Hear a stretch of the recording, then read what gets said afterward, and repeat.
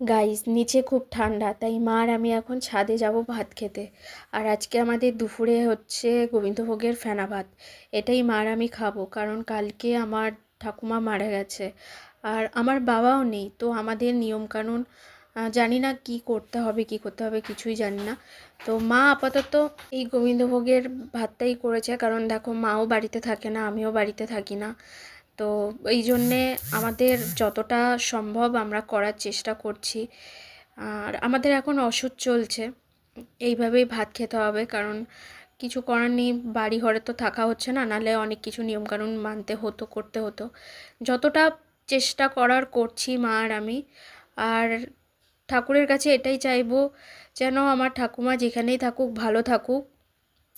আমার ঠাকুমার আত্মার শান্তি কামনা করি, সে যেন যেখানেই থাকুক ভালো থাকুক, এটুকুই চাই। আর কিছু বলার নেই। আর এখন ছাদে খুব রোদ, মা আর আমি এখন নিচেই চলে যাব। মাকে দেখালাম না, কারণ ভিডিও